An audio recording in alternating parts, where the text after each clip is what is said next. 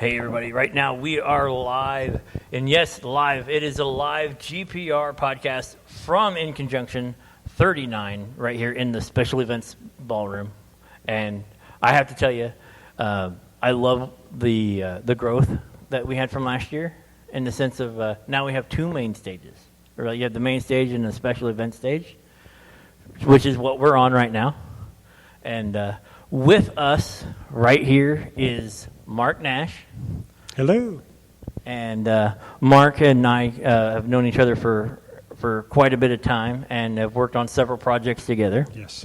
You're just coming off of working, it's now released on Hulu. Correct. The Clove Hitch Killers? Correct. There's a flick, one of my most recent films is a film called The Clove Hitch Killer, which it stars Dylan McDermott and Samantha Mathis, and I play Dylan's brother, and it's a murder mystery, and again, it's right now playing on Hulu, and it's actually having a pretty good run. So, cool. I remember you filming, you talking like with the pictures and whatnot from set. That was actually pretty cool. And until you mentioned it, I completely spaced. I apologize for that, but I completely spaced when you're like, "Oh, it's available on Hulu." It immediately hit my queue. Yeah, it was like, actually. Oh no, like really? Okay, that's. So tonight in the hotel room, that's what we're watching. Actually, it was fun. I worked on that, actually. It's been a couple years ago now, but you know how the movie industry is. You shoot a movie and it gets released a couple years later. Or in our case, 3 or 4 years later. But shot it in Louisville, Kentucky, and I was actually on set for 7 days.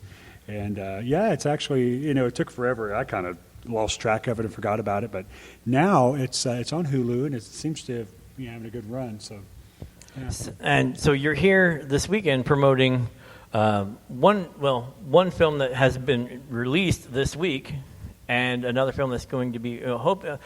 It keeps getting pushed back. I know that our other guests are no stranger to films being pushed back, but we were looking for an October release, but December is probably where it'll be a Christmas gift. Hint, buy now, pre-order. So you're here promoting The Tube, yes, from Rutledge Productions, and it stars Joel Wynkoop and his wife, Catherine. And which are longtime friends of mine. I've probably known those guys for 20 years. Yeah, at least 20 years. My favorite thing was because we put them up on the Roku channel, all this stuff, and The Other Side came up. And he used a clip of you from another thing that he did as part of it. And I was like, so I sent you a screenshot of it and said, look what I found. Yeah, that was a character. It's actually a character. And you had dark hair. Right. That was, I was younger. That was actually a character that I produced and directed and actually wrote a film. Probably 1998, 1999. It's called The Raging Bells.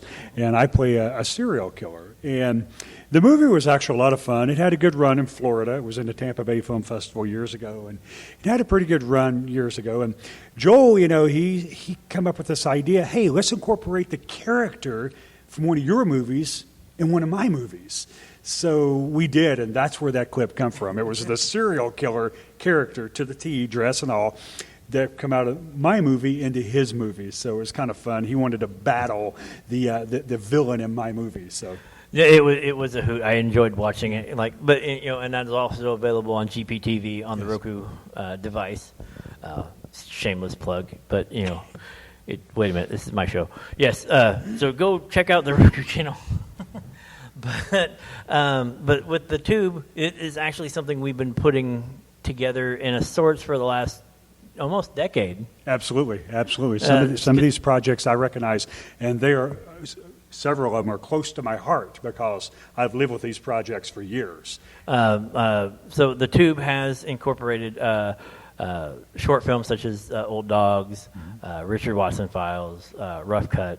Rough Cut was, I think, the first time the second time we worked together.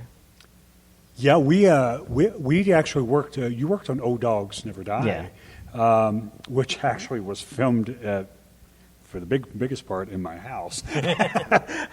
Well, at the time it was my girlfriend's house, but eventually became a wife. So Old Dogs Never Die. Great movie. It's close to heart. An award winner. And Don, of course, Stephen Durgard, one of my best friends, so plays in this. And just a great flick. Just a good, heartfelt movie. It's appropriate for the family. And just tells a real good story with a good ending. The funny part about that is that it got mixed in with stuff that probably isn't for the whole family. This is true. But with Joel, what we did was we went down to Florida and shot in Tampa, and we shot the wrapper that would bring everything together. And with Joel Wynkoop, you can have a script, and everything will go great. You can come in and just say, well, we're going to wing this. This is what I had. And you still will get a good. So Joel is a master at improv. You can throw any scenario at him, and he will roll with it. That's what I love about Joel. I mean, no limits on that guy. So the premise of the whole film, The Tube, is a couple come in on vacation. They're into Tampa, and he wants to sit. You get to the hotel room after he's videotaping the whole thing, and he just wants to sit around while the wife wants to go out, and he's flipping the channels. And she gets angry, as most wives will do. Like, I want to go out. I want to have a good time. Well, as soon as this is over. The whole premise of the movie. So we have Old Dogs, Richard Watson, Rough Cut, and one more movie, Flicker.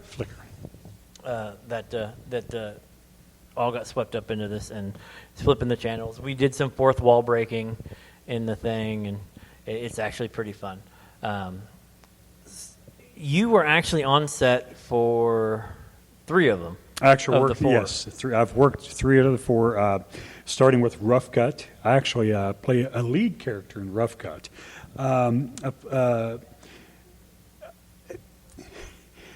Let's just say I'm a little greedy in the movie, and I get what's coming to me. So I don't want to give all that away, but I highly recommend Rough Cut. Good friends, great location, just an amazing location, and you yourself, I mean, that was something that you pulled out of your hat. So yeah, that was actually a script that I had wrote a few years beforehand, and was just kind of toying with it. And when the situation came arise, I said, "Well, listen." I said, "Well, I have this," and like you said, the location.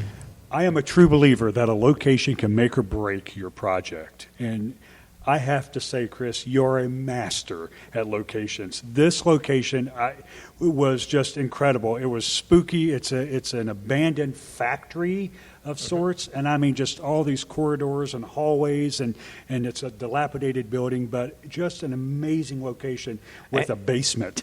and it's fun that the guy says, we're talking about cleaning up after ourselves, after like the big blood piles and this, that, and the other. He's like, oh, no, that may deter people from coming back in here.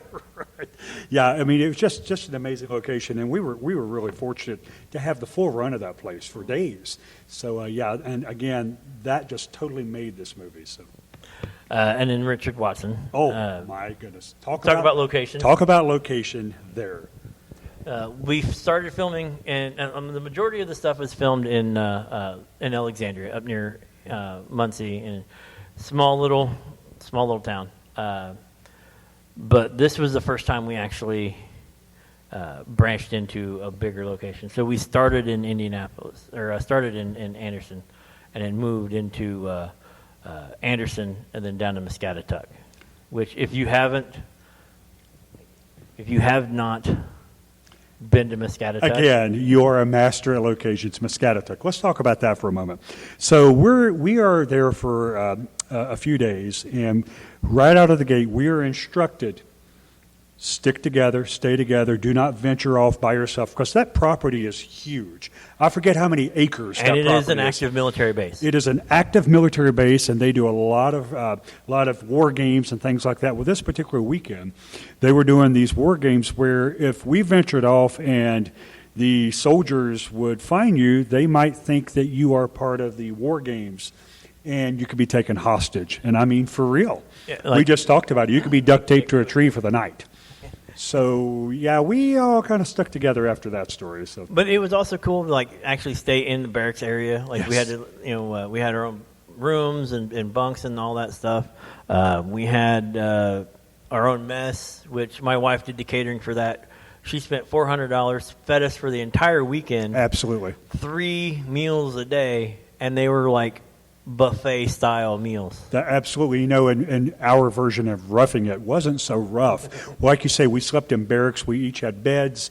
It was nice. It was private, and we kind of had the run of the place, or at least the area where we were supposed to. Yeah, that we were supposed to stay in. And I mean, there's wreckage, there's equipment, there's cars wrecked. There's an old dilapidated hospital that I swear would be a great, like haunted. And still had equipment in it. Yeah, the hospital still has equipment and just crazy stuff. So what a great location. And again, I give you kudos for that. You're a master at location, I have to say. It fit, and it was a blessing that because right after that they kind of put the kibosh on it because somebody because somebody went in and filmed a porn over there. I guess is what. So they stopped. Yeah, that place is no nonsense. It's absolutely no nonsense. But our project was legit. So right. Because I was like, wait a minute, they didn't think we were doing. Like, no, you're okay. But somebody who came after you, had done some stuff that was questionable. I was like, okay, fair enough. Also fortunate on that set, Katie. And Katie has moved on to Los Angeles. And she is, right now she is known as George in Z Nation. Yes, she's a regular on the series Z Nation. She did the 5th and final season. The whole season, she was like one of the main people. And that's one of the things we keep telling people is like, before she, like literally, I think it was like right before she left. This is one of the last things she did before she took her venture to Los Angeles and hit The Walking Dead and like I think they called her Cool Hair Zombie after her character finally became a zombie over there. But she was awesome to work with. We do have some outtakes with her, and it was kind of funny. It was a lot of fun. Of course, the outtake at the end of the tube, we threw an outtake in there with Don in the Richard Watson. See, and I haven't seen the outtake stuff, so I'm excited to see all that. Yeah. And the last one we have in there is Flicker. That's another short about a sheriff dealing with a serial killer. Kind of longer, Oh, yes. Oh, yes. But that stars Jim Doherty and Mark Esch and Raymond Kester and a bunch of great guys. We actually shot that twice.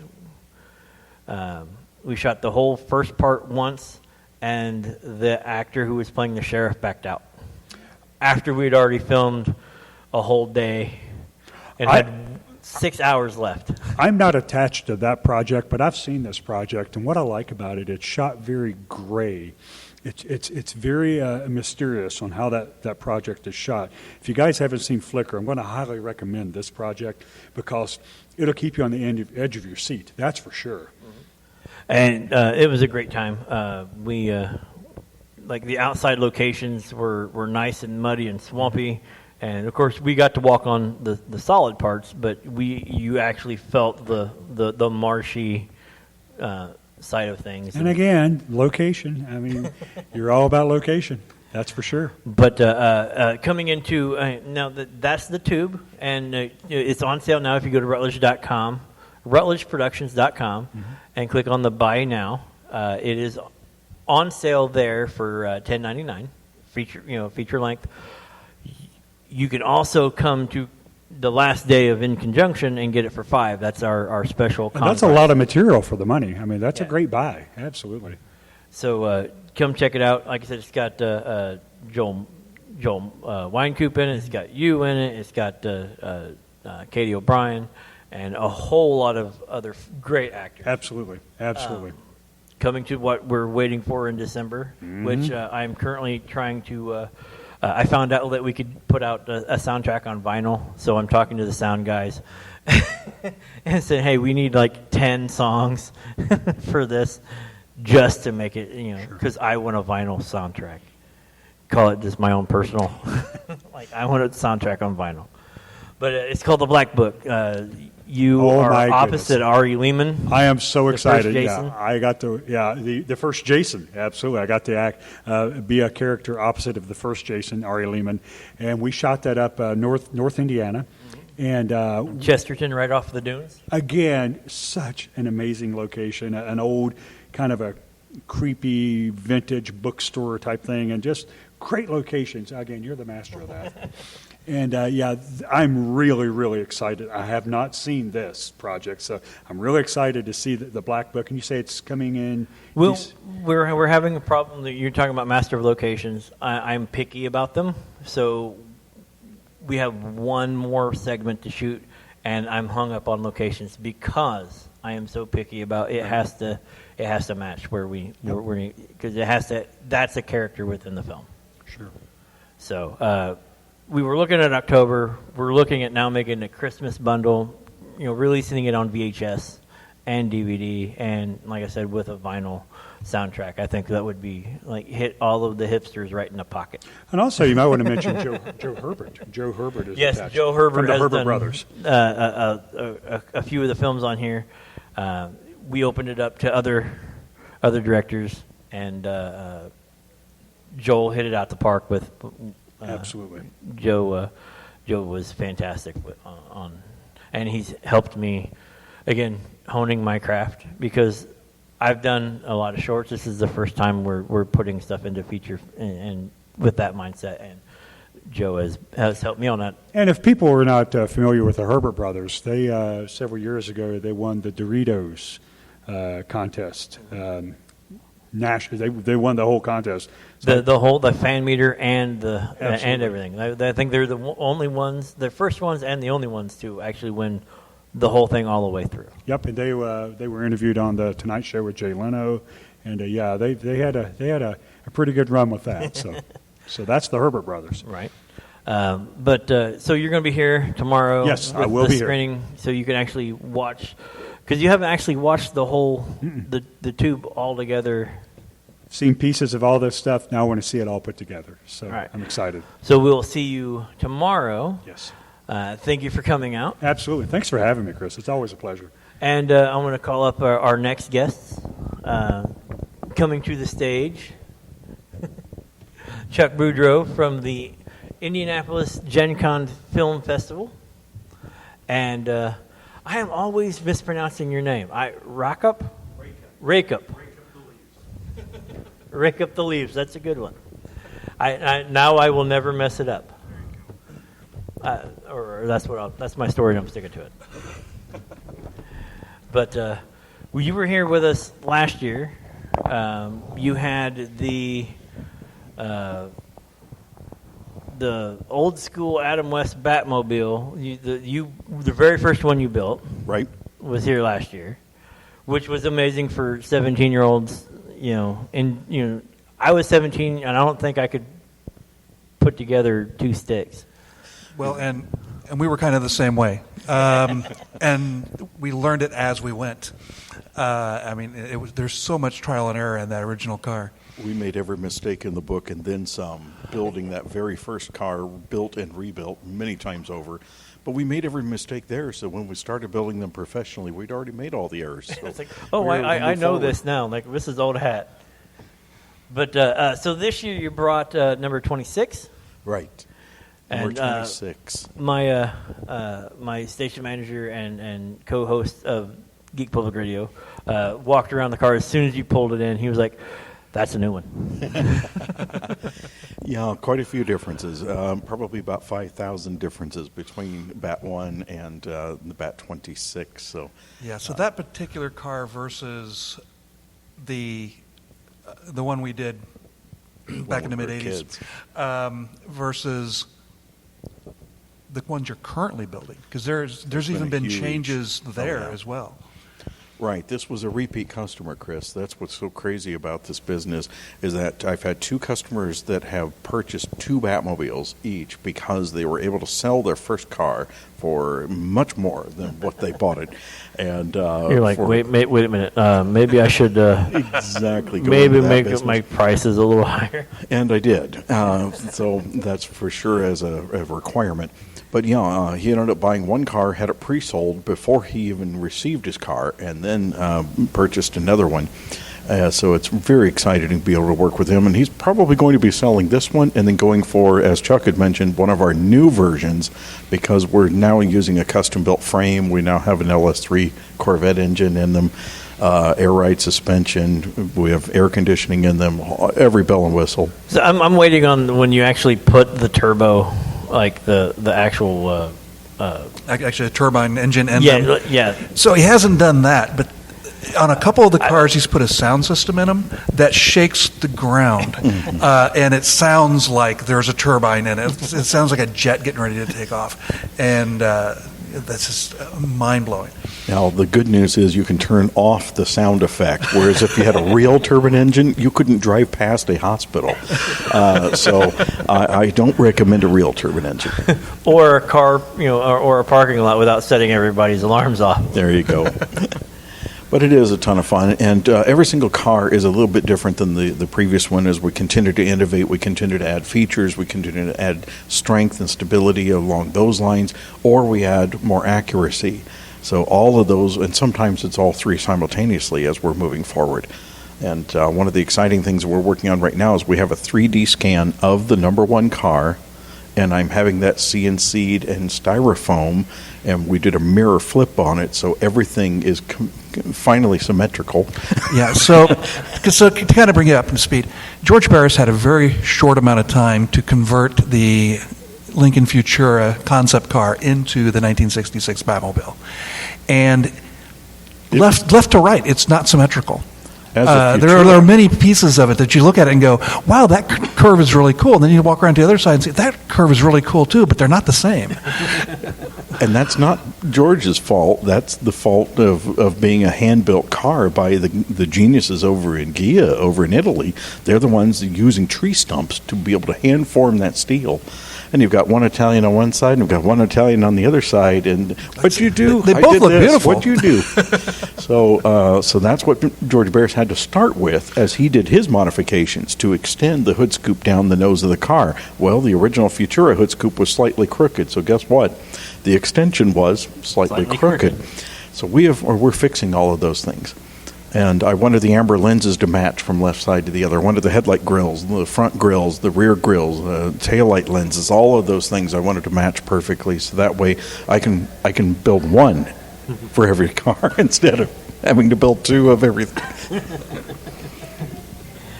So we alluded to when we talked about it last time, the film that is there any updates? I've heard of this movie. There's a movie? Yeah, I was just listening to you and Mark talking about how it was a couple of years between when you shot a film and when it finally came out. And okay, so well, the tube has hit a decade, so it's still not the record, but well, so where we're at is when we were shooting Starship 2: Rendezvous with Ramses. May 19th, 2001. Okay. Was the first day of shooting. So at that time, my now ex-wife was pregnant with my daughter. My daughter turns 18 in October.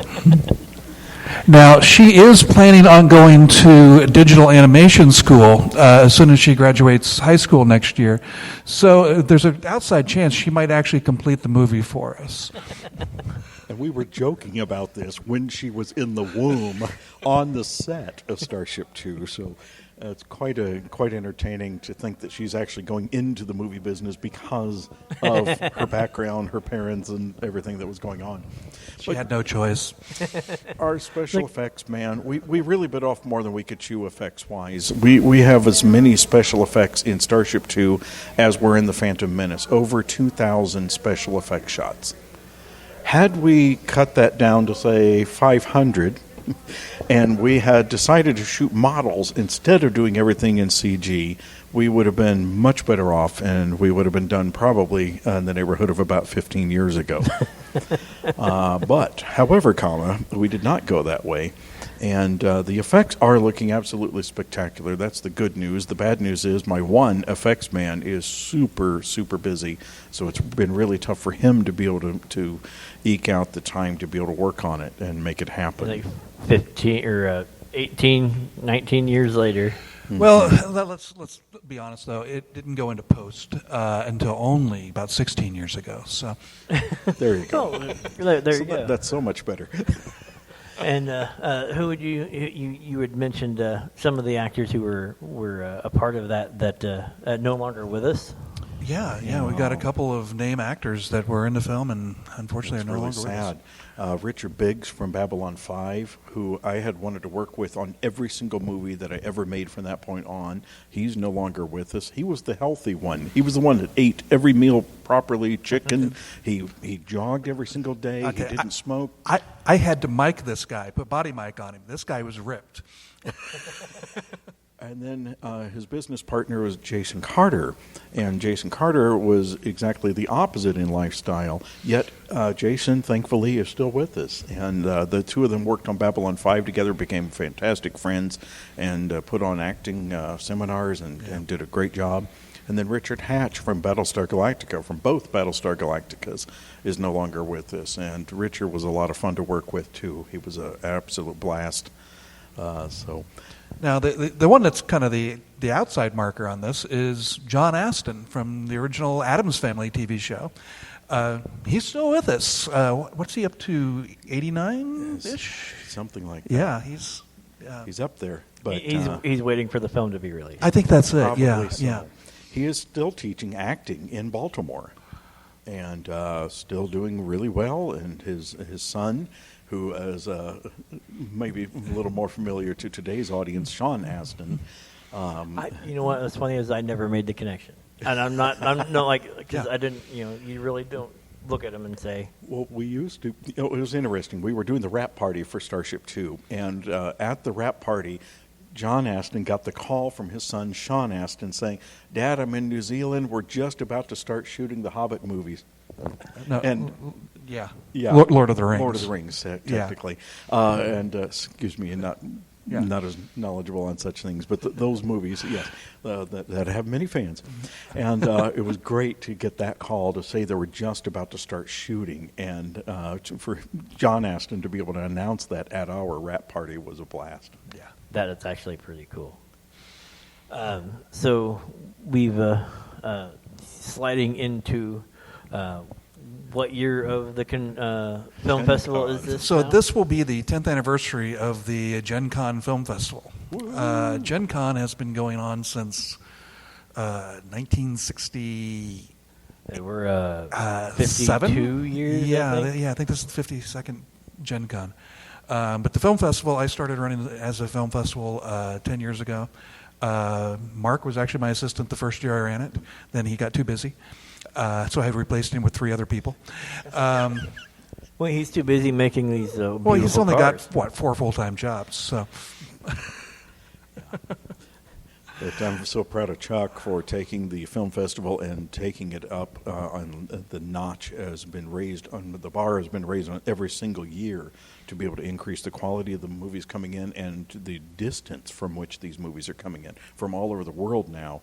To take this little itty bitty festival and make it something spectacular is really so cool. it's interesting. We always do an awards ceremony. It's always the last thing we do at the festival, and this kind of ties into the previous story.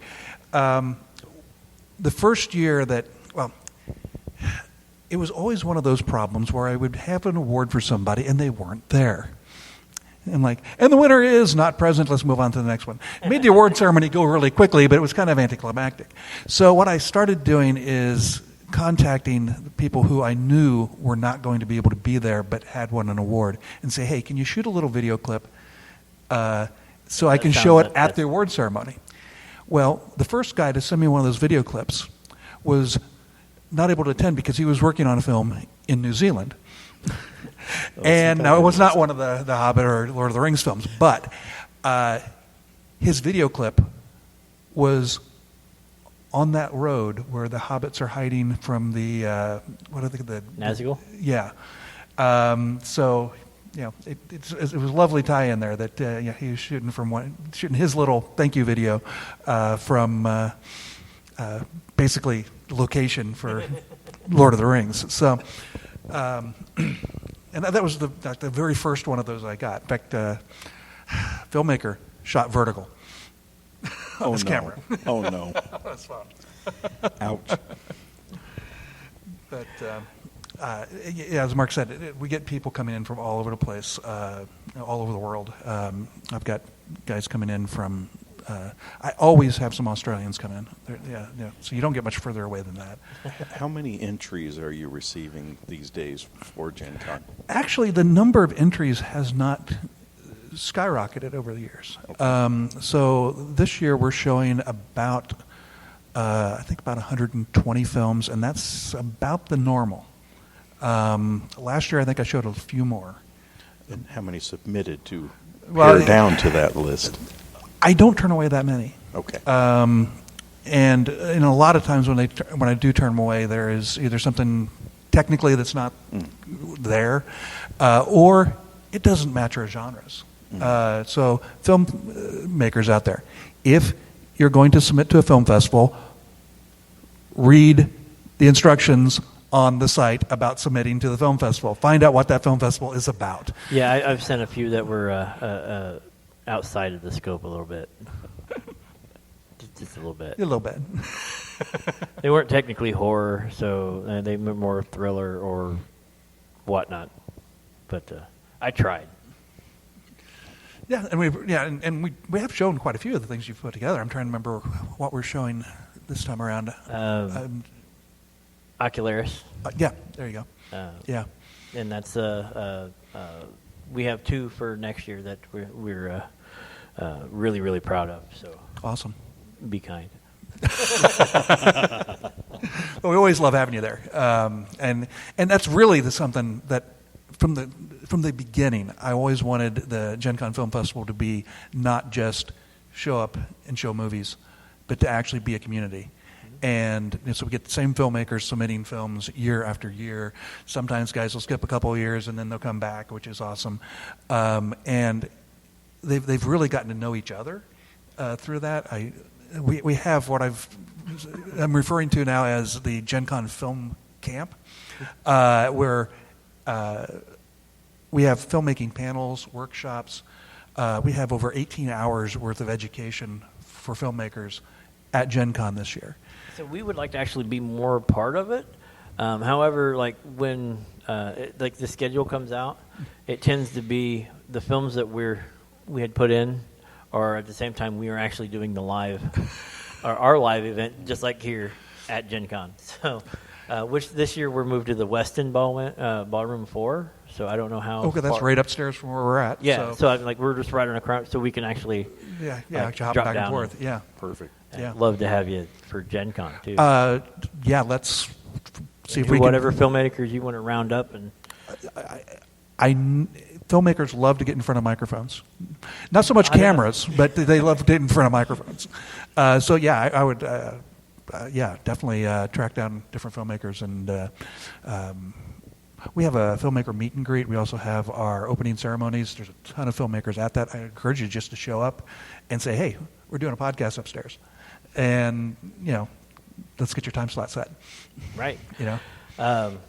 We are going to have to start moving because we could talk for forever.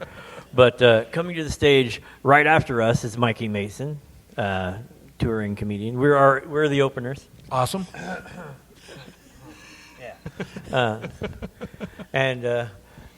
So that's what we keep telling everybody anyway. I'm not sure he's too enthused about us opening up for him, but Well, very good. Well, it's a ton of fun, as always, to talk with you, Chris, and just thank you very much for having us on the show. I enjoy you guys. As long as I don't do anything silly. But thank you for coming Thanks out. for having us. Thank you, Mark, for joining us. Thank you guys for listening. She's not listening. But thank you. We appreciate it. And we will see you next year. And we will see you even closer. Gen Con is coming up the beginning of August. So like next month. 4 weeks away, yeah. So we will see you soon.